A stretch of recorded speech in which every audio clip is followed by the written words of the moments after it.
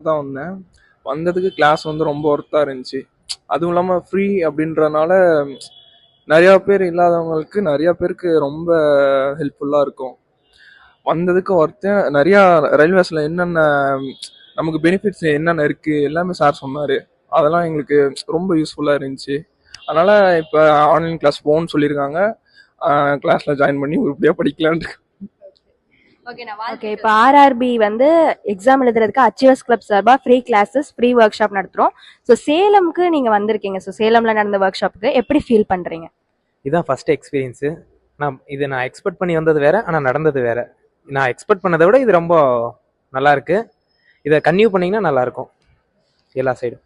Okay, நீங்கள் classes இப்போ தான் ஃபர்ஸ்ட் டைம் அட்டெண்ட் பண்ண போறீங்களா? இதுதான் ஃபர்ஸ்ட் டைம் கிளாஸஸ்.